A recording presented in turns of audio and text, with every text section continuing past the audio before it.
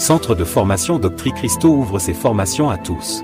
Vous cherchez à découvrir la présence de Christ dans les Écritures, à raviver la foi qui sommeille en vous, tout comme les disciples sur le chemin d'Emmaüs l'ont vécu. Tel que relaté dans Luc 24h32, ce centre de formation, CF, a pour but de découvrir Christ dans les Écritures. Il est la parole, connaître Dieu, c'est connaître la doctrine de Dieu. C'est l'objectif de cette école. Elle n'est pas destinée à une élite particulière, mais à toutes et à tous qui veulent grandir dans la foi en Christ. Pour chaque âme passionnée par Dieu et sa parole. Notre vision est simple, mais puissante, rassembler l'Église autour des Écritures et former des disciples. Rejoignez-nous pour explorer la profondeur de la doctrine divine lors de nos cours les mercredis de 21h à 22h. C'est ici que commence votre voyage vers une foi plus profonde et une compréhension plus claire de la parole. Nous sommes joignables au appel WhatsApp, plus 33 07 55 88 54 19, ou via notre site internet, www.doctricristo.com. Nos formations se font en ligne. Centre de formation Doctrine Christo, une école accessible à tous.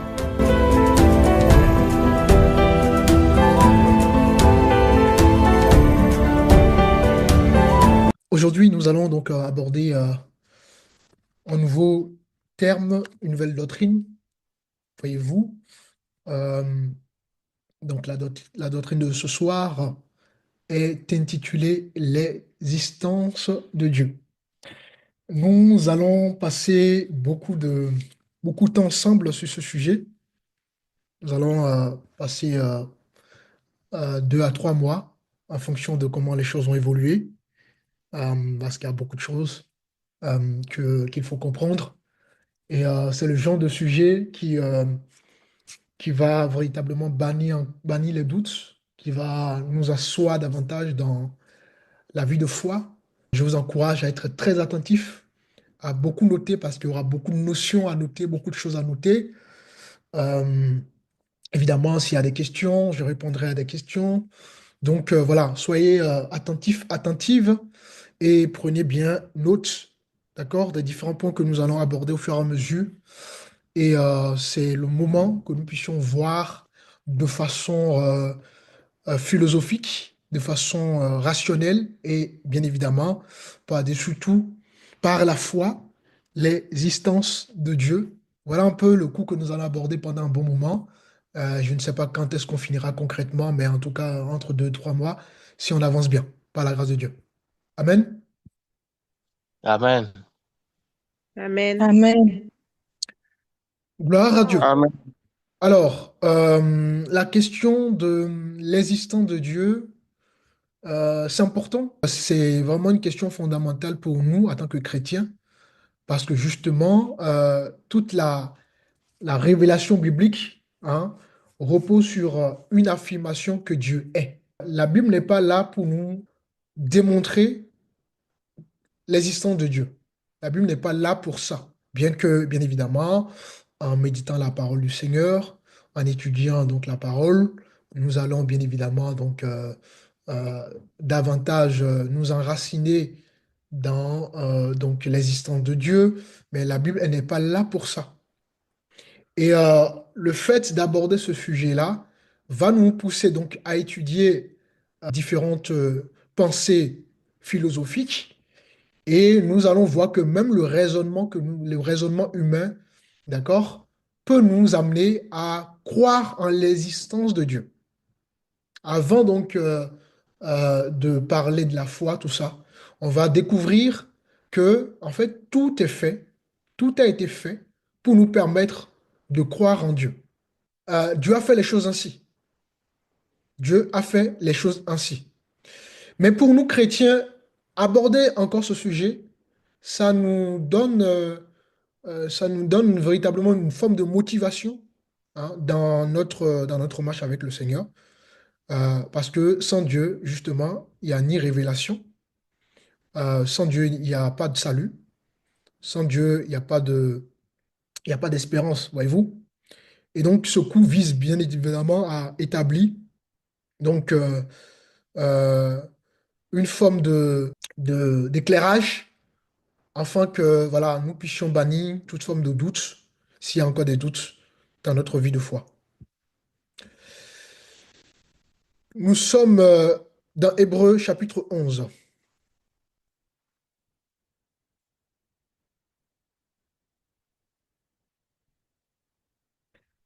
Hébreux chapitre 11 et nous allons effectuer notre première lecture dans le verset 6. Or, sans la foi, il est impossible de lui être agréable, car il faut que celui qui s'approche de Dieu croit que Dieu existe et qu'il est le rémunérateur de ceux qui le cherchent. Amen. Amen. Donc, on voit ici, on nous dit que, or, sans la foi, il est quoi? Impossible de lui être agréable. On peut croire en Dieu sans pour autant être agréable à Dieu. C'est vraiment deux dimensions différentes qu'il faut arriver à distinguer. D'accord? Or, sans la foi, il est impossible de lui être agréable. Car il faut que celui qui s'approche de Dieu croit qu'il existe. Donc, avant de s'approcher de Dieu, bien évidemment, pas le moyen de la foi, parce que justement, c'est ce moyen, c'est cette foi-là qui va donc nous permettre d'être agréable à Dieu. Et donc, avant de nous approcher de Dieu, par ce moyen-là, qui est la foi, la première chose qui est importante, c'est de croire en l'existence de Dieu par la révélation. D'accord? Parce que tout le monde peut croire en Dieu sans pour autant avoir la révélation de Dieu. Voyez-vous? Or, il est donné aux enfants de Dieu, d'accord, de recevoir justement la révélation de qui est Dieu après avoir cru en l'existence de Dieu. Donc, celui qui doit être agréable à Dieu doit passer par le moyen de la foi. Et donc, en passant par le moyen de la foi, il doit croire que Dieu existe et bien évidemment qu'il est le rémunérateur de ceux qui le cherchent. Donc, la question de l'existence de Dieu, ce n'est pas simplement une question philosophique, d'accord? C'est d'abord pour nous, en tant qu'enfants de Dieu. Vous voyez, dans mes propos, je fais toujours la distinction entre nous, en tant qu'enfants de Dieu, et bien évidemment, donc le non-croyant.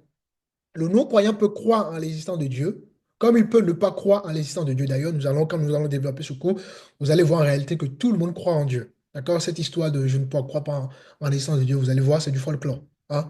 Donc, le non-croyant peut croire en l'existence de Dieu sans pour autant avoir la révélation. Parce que la révélation s'obtient par le moyen de la foi. Sans foi, il n'y a pas de révélation. Sans la foi, il n'y a pas de révélation. Donc, la question de l'existence de Dieu, ce n'est pas simplement une question philosophique ou rationnelle. C'est d'abord une question pour nous, en tant qu'enfants de Dieu, de vérité révélée, ou parfois de vérité expérimentée ou affirmée par la foi. Ça va? Est-ce que jusque-là, ça va? Oui, Amen. ça Oui, va, ça pasteur. va, ça va bien. Ok, très bien. Alors, nous allons prendre un deuxième verset. Nous sommes donc cette fois-ci dans Genèse.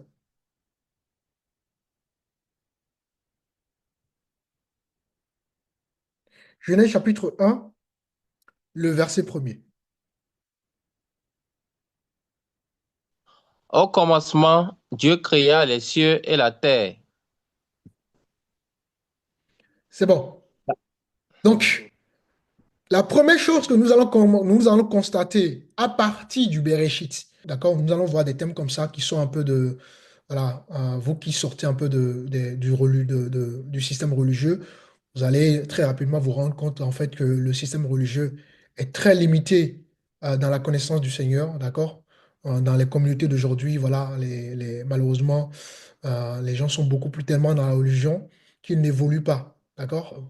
Et qui plus est, les leaders, les pasteurs, les ceux-ci, les serviteurs de Dieu ne sont pas équipés, ne sont pas formés et donc ne sont pas habitués à certaines choses. Comme par exemple, quand on va parler de la Trinité, tu vois, c'est des thèmes qu'il faut vraiment retenir. Comme on va dire hérésie, c'est des thèmes qu'il faut retenir. Hérésie, ça ne parle de la fausse doctrine, tu vois. Il faut retenir des thèmes comme ça, d'accord? C'est important. Donc, euh, donc, à partir de Bereshit, le Bereshit, d'accord, c'est le commencement de toute chose. Et le commencement, c'est Genèse, d'accord? Donc, quand je dis Bereshit, vous comprenez, hein, je parle de Genèse. À partir donc de Genèse, donc chapitre 1, le verset premier, la Bible dit, au commencement, Dieu créa donc les cieux et la terre. À partir de là, on voit que la Bible ne cherche pas à démontrer que Dieu existe. Mais ici, la Bible est dans l'affirmation. D'accord? La Bible est dans l'affirmation. Ça nous montre quoi? Ça nous montre que l'existence de Dieu est présupposée comme une vérité absolue. L'on n'a pas besoin de la Bible pour croire en Dieu. Il y a ce qu'on appelle, avec, évidemment, vous allez voir tous ces différents points que je suis en train d'aborder en guillemets, là, on va le développer un peu plus hein, au fur et à mesure. Mais en fait, il faut garder à l'esprit qu'il y a ce qu'on appelle une révélation générale. D'accord? C'est quoi une révélation générale? Une révélation générale, c'est ce que Dieu donne à tout le monde. D'accord? Tout le monde a accès à cette révélation générale. Et donc, en d'autres termes, aucun n'a une excuse de dire un jour qu'il ne croit pas en Dieu.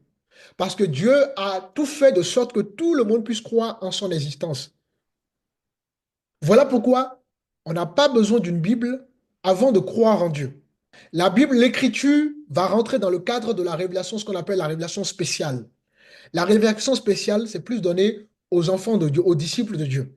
Donc ici, à partir de Genèse chapitre 3, le verset 1, on voit que la Bible ne cherche pas à démontrer qui est Dieu, parce que à partir, à partir du moment où nous sommes nés de nouveau, d'accord, bah, nous croyons en l'existence de Dieu forcément, et donc on ne s'approche pas de Dieu pour découvrir qui est Dieu, mais on s'approche de Dieu pour connaître qui il est.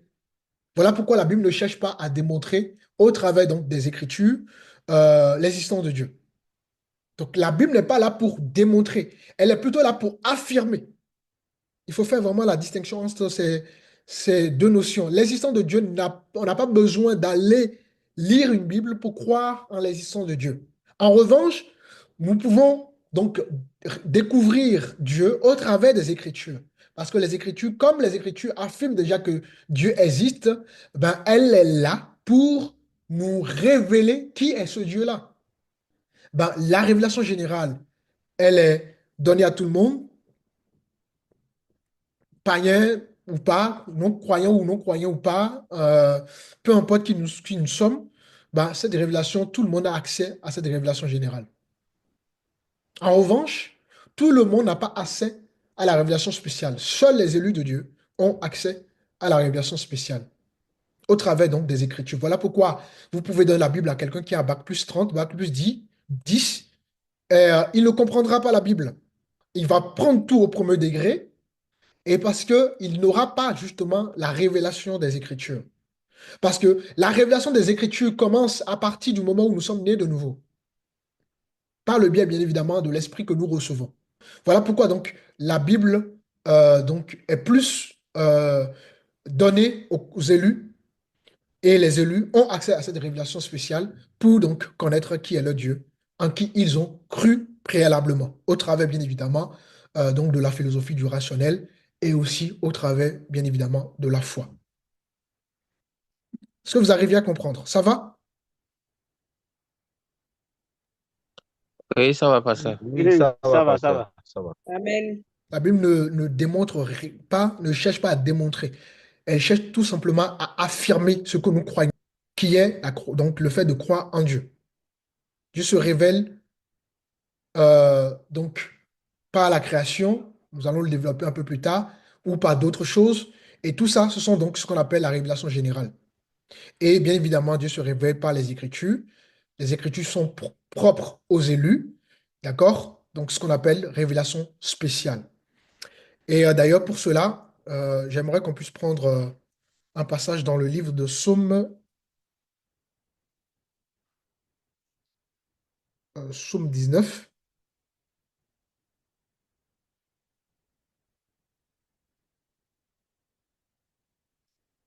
On va lire le verset 2. Euh, Psaume 19, le verset 2. Les cieux racontent la gloire de Dieu et l'étendue manifeste l'œuvre de ses mains. Alléluia. Donc, voyez-vous, l'on n'a pas besoin de la Bible pour croire en Dieu. Pourquoi? Parce que les cieux racontent la gloire de Dieu. L'étendue manifeste l'œuvre de ses mains. Rien qu'à observer les cieux, l'on peut croire en l'existence de Dieu. Donc, c'est ce qu'on appelle révélation générale. Tout le monde a accès à cette révélation. Dieu a tout fait pour que l'on puisse croire en lui sans pour autant avoir accès à la révélation spéciale qui est donc les Écritures. Celui qui ne croit pas en l'existence de Dieu, d'ailleurs, il n'y a aucun sur terre. Tout le reste, c'est que les gens mentent à eux-mêmes en fait. Tout le monde croit que Dieu existe. Mais la chair, l'orgueil, le pouvoir, toutes ces choses, et puis bien évidemment le péché, donc nous poussent à rejeter Dieu. En fait, le monde est plus dans le rejet.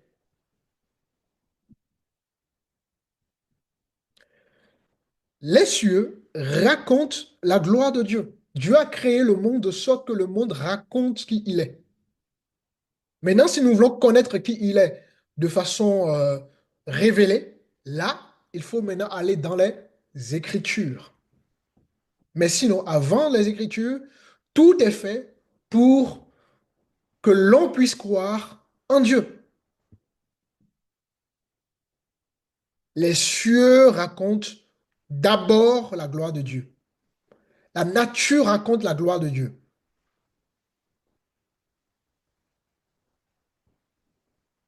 Or, il y a donc malheureusement des positions philosophiques ou voire des doctrines de pensée donc concernant la question de l'existence de Dieu, qui cherchent justement à nier l'existence de Dieu. Et parmi donc ces positions philosophiques, on va prendre par exemple l'athéisme. L'athéisme, c'est quoi? L'athéisme, c'est le fait de nier l'existence de Dieu. Or, nous avons vu selon Somme tout à l'heure, hein, que, Somme 19, que les cieux racontent la gloire de Dieu. Donc, l'athéisme, c'est juste une pensée philosophique qui euh, refuse l'évidence, d'accord, de la création ou de la science euh, que nous verrons par la suite avec les cours que nous allons voir. Donc l'athéisme, en réalité, face à Somme 119, ben, on voit qu'il y a un rejet en fait. L'athéisme est vraiment là pour rejeter Dieu parce que celui qui est humble, qui est sincère au plus profond de lui, sait que Dieu existe en observant la nature, en observant les cieux, en observant autour de lui. Donc voilà une pensée philosophique, d'accord, qui rejette, qui nie l'existence de Dieu. Un athée nie l'existence de toute divinité. D'accord? Que ce soit le Dieu de la Bible, tout ça. Voilà. On va prendre encore un autre passage par rapport à ça. Nous sommes dans Psaume 14.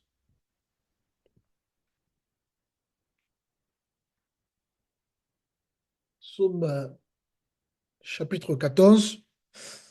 On va lire le verset premier.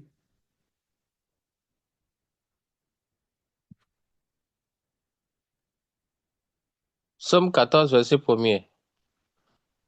Au chef des chantres de David, l'insensé dit en son cœur, il n'y a point de Dieu. Amen. On s'arrête là. Oui, ce sont les insensés qui disent qu'il n'y a point de Dieu. Pourquoi ils sont insensés? Parce que rappelez-vous, Somme 19, les cieux racontent la gloire de Dieu. Les cieux racontent que Dieu existe. Tout raconte que Dieu existe. Donc, la philosophie euh, de l'athéisme qui nie l'existence de Dieu, vous voyez que euh, c'est juste du folklore en réalité. Donc, les gens qui disent qu'ils sont des athées, tout ça, qui ne croient pas en Dieu, c'est juste faux tout simplement. D'accord? L'insensé dit en son cœur, il n'y a point de Dieu.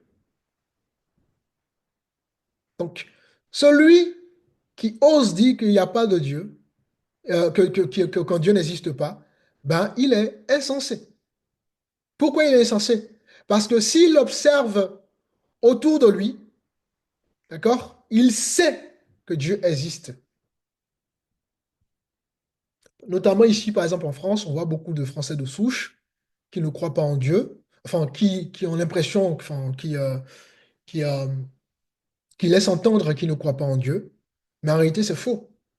D'accord? Le pays les pays qui, euh, qui rejettent beaucoup plus Dieu, c'est beaucoup les pays occidentaux, tout ça, hein. C'est terrible, hein. Tout ce que vous allez voir, tous les symboles de l'Europe, que ce soit symbole, que ce soit l'appellation de certains lieux, tout est là pour défier Dieu. Il y a quelque chose qu'on peut reconnaître à l'Afrique, c'est que l'Africain ne nie pas Dieu, l'existence de Dieu, même si maintenant, après, si on va rentrer dans le détail, voilà, la croyance de l'Africain se base sur différentes formes de croyances. On va parler de l'animisme. Mais en fait, quelque chose qu'on ne peut pas nier de l'Africain, c'est que l'Africain ne nie pas Dieu.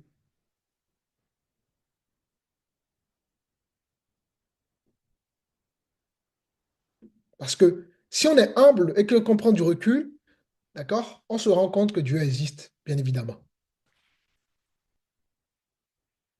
Donc, l'insensé dit à son cœur qu'il n'y a point de Dieu. Ensuite, euh, une autre position philosophique, en dehors donc de l'athéisme, il y a euh, l'agnosticisme.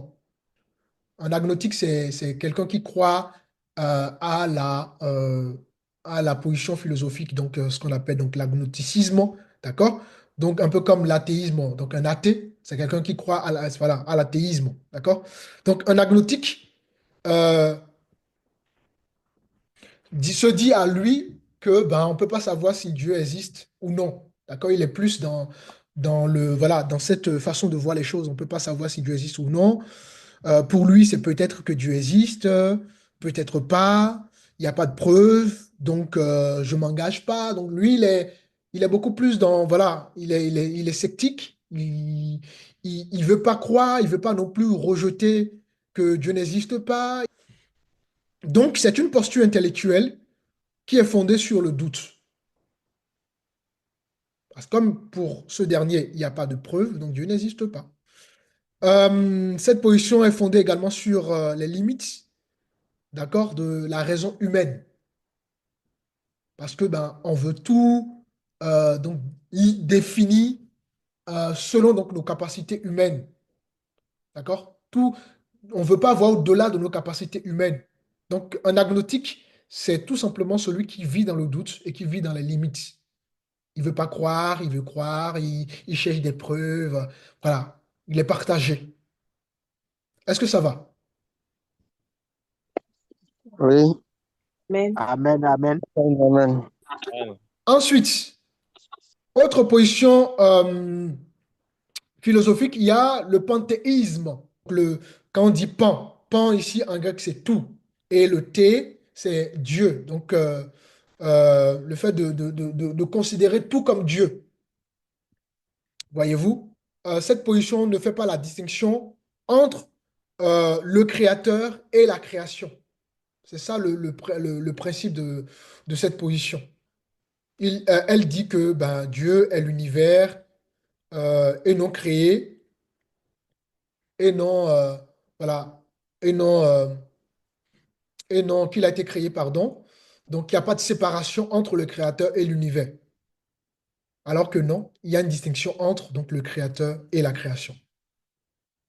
Ensuite, autre position philosophique, euh, il y a donc le polythéisme. Le polythéisme, bon, ben, ça le fait de croire en plusieurs dieux, hein.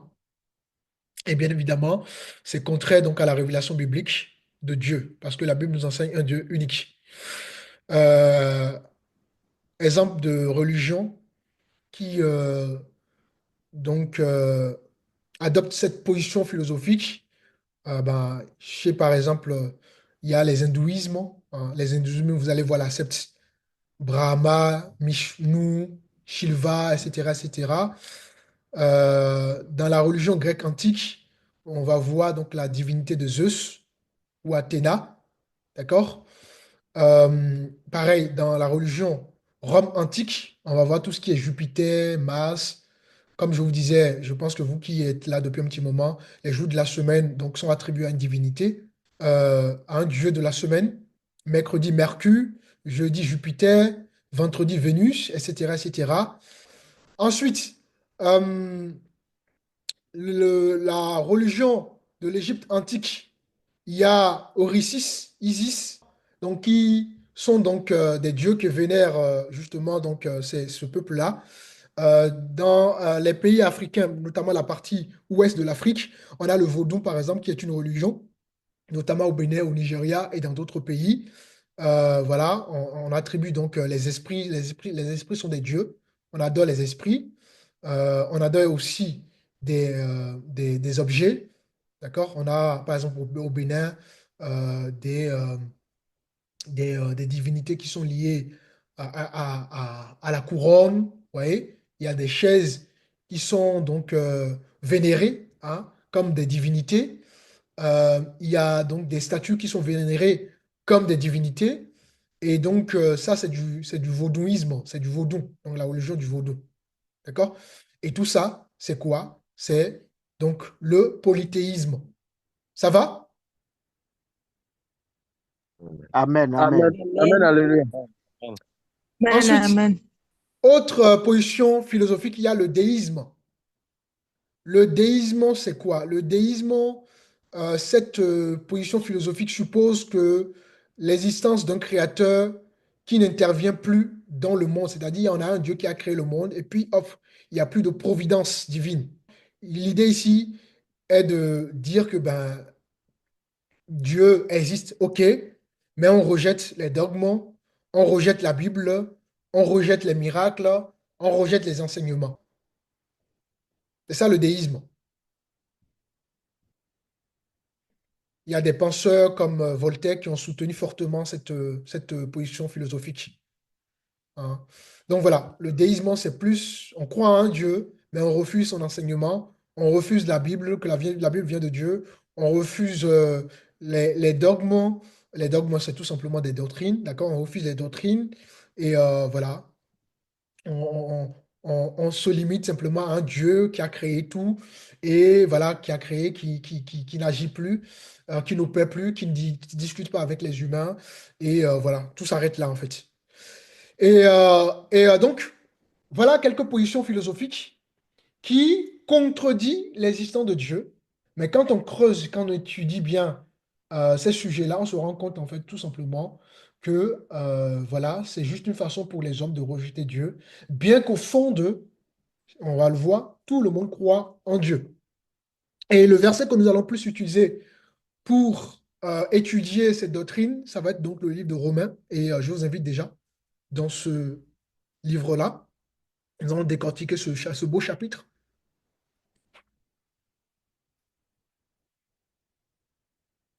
Nous sommes donc dans Romains chapitre 1er.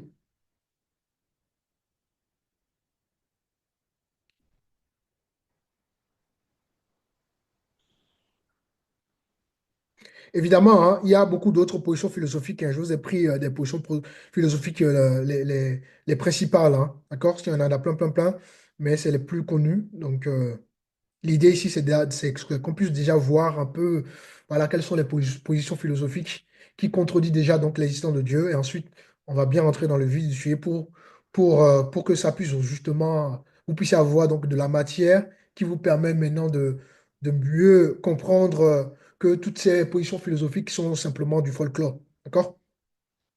Alors, Romains chapitre 1er. On va lire donc déjà partie. Bon, tout le chapitre nous intéresse, ça va nous permettre vraiment de étudier ces doctrines. On va lire à partir du verset 18, donc uniquement le verset 18 pour le moment. 8. La colère de Dieu se révèle du ciel contre toute impiété et toute injustice des hommes qui retiennent injustement la vérité captive. Vous voyez? Amen. Amen. Donc, la colère de Dieu se révèle à tous ceux qui retiennent donc, la vérité captive. La colère de Dieu se réveille aux déistes. La colère de Dieu euh, se révèle aux panthéistes, voyez-vous. La colère de Dieu se révèle euh, aux gnostiques. Hein. La colère de Dieu se révèle aux athées, etc., etc. Parce que bien qu'ils savent que Dieu existe, ils nient son existence de par justement des pensées philosophiques. Et la Bible dit, la colère de Dieu se révèle du ciel contre toute impiété et toute injustice des hommes qui retiennent injustement la vérité captive. Pourquoi? Parce que tous les hommes croient en Dieu, mes amis. Tous les hommes croient en Dieu. Dieu n'est pas inconnu, justement. On a lu selon Somme 19 que les cieux révèlent la gloire de Dieu. Donc Dieu n'est pas inconnu des hommes. Mais c'est parce que l'homme refuse justement Dieu, refuse la vérité. Voilà pourquoi la colère de Dieu se révèle d'accord, à tous ceux qui donc, retiennent injustement la vérité donc, captive. Vous voyez? Romains 1 est formel hein, vis-à-vis donc, des hommes qui connaissent Dieu, mais qui retiennent donc la vérité captive. Qui retiennent la vérité captivement par leur injustice. Parce que comment peut-on croire en Dieu et rejeter qu'il existe? C'est injuste. Hein?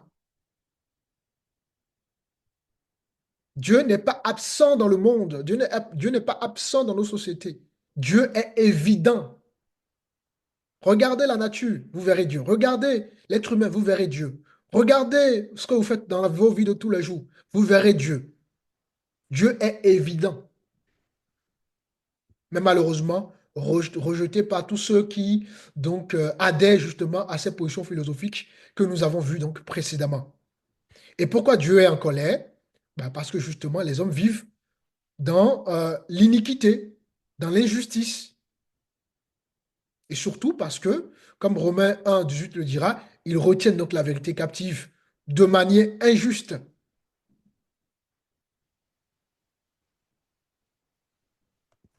Donc, en d'autres termes,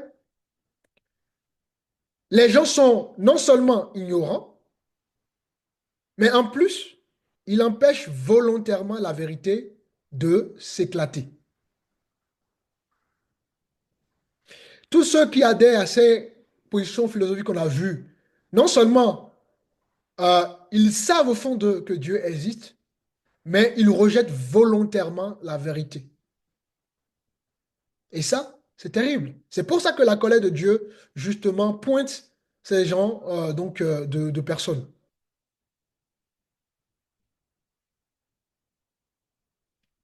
Je ne sais pas si vous avez déjà remarqué, mais lorsque vous parlez de Dieu, d'accord, à des personnes qui ne connaissent pas Dieu, ben, très souvent, ben, les gens ne cherchent pas à écouter hein, ce que vous voulez dire. Ils ne cherchent pas à écouter ni à comprendre en fait ce que vous voulez dire.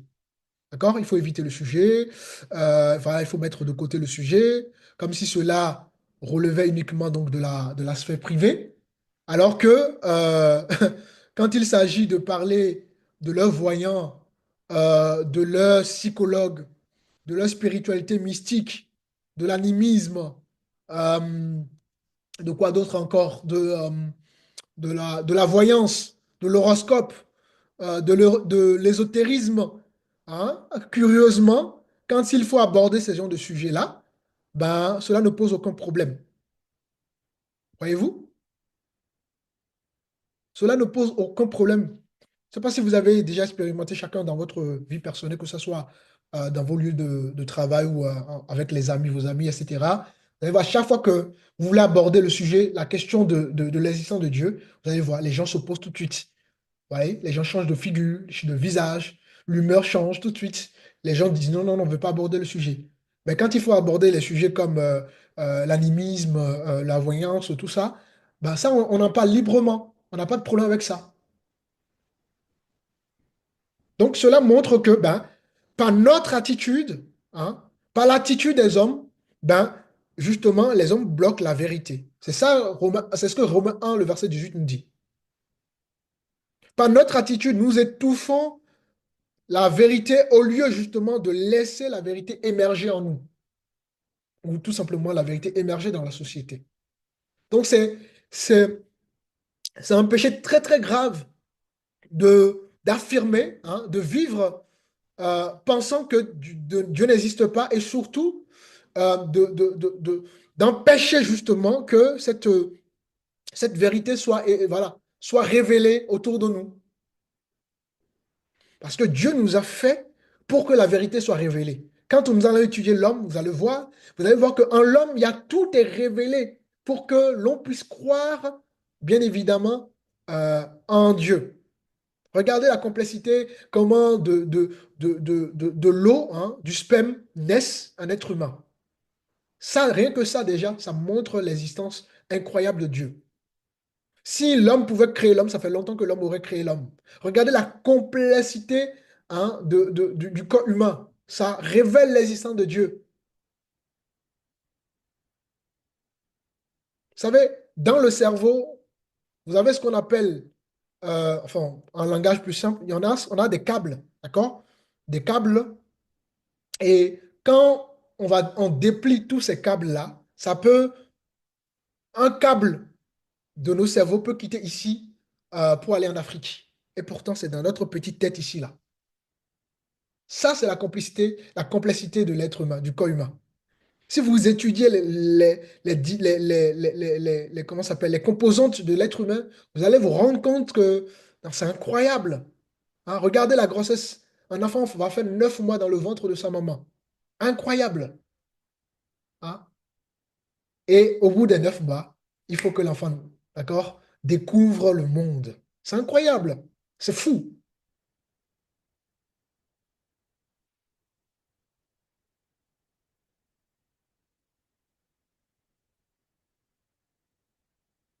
Donc, c'est précisément à cause de ces raisons que Dieu est en colère.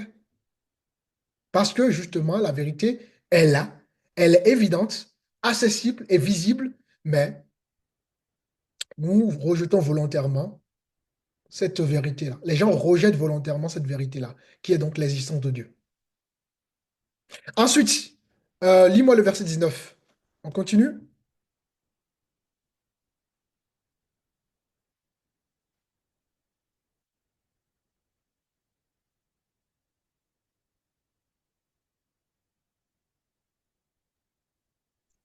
Romains Verset 1, 19. 19. Car ce qu'on peut connaître de Dieu est manifeste pour eux. Dieu le leur ayant fait connaître. C'est bon. C'est intéressant de voir ce que la Bible dit dans le verset 19. Car ce qu'on peut connaître de Dieu est manifeste pour eux, Dieu le ayant fait connaître. Vous voyez? Dieu s'est fait connaître donc par quoi? Si vous avez compris le coup depuis le début, Dieu s'est fait connaître par la révélation générale. D'accord? Ce qu'on peut connaître de Dieu est manifeste pour eux. Pour qui? Pour ceux qui rejettent Dieu. Pourquoi? Parce que Dieu, le ayant fait connaître cela, par la révélation générale. Selon Psaume 119, on a vu, par les cieux, Dieu nous a fait connaître son existence.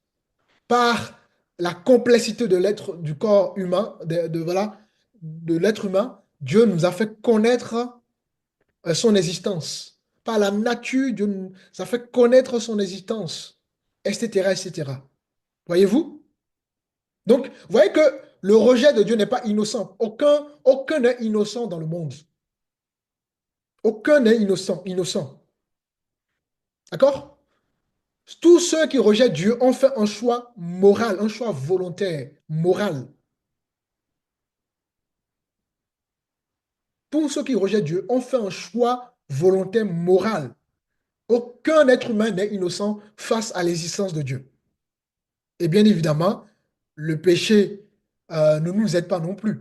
D'accord? Parce que le péché a justement obscurci notre cœur. Mais malgré que le péché a obscurci notre cœur, d'accord? Même Dieu a gravé ses lois dans nos cœurs. C'est terrible. Voilà pourquoi un enfant de 2 ans peut reconnaître déjà le mal et le bien.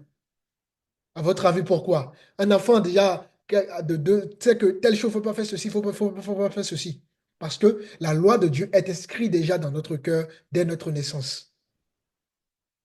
Voilà pourquoi aucun ne peut nier l'existence de Dieu. Donc ça, c'est important de comprendre quand vous discutez avec les gens, que les gens vous disent qu'ils ne croient pas en Dieu, tout ça, ou quand même, si c'est vous-même, si vous prenez du recul, vous allez voir que vous êtes en train de mentir à vous-même en réalité. D'accord? C'est vraiment un choix volontaire moral, en fait, de ne pas croire en l'existence de Dieu, parce que tout est fait pour nous parler de Dieu.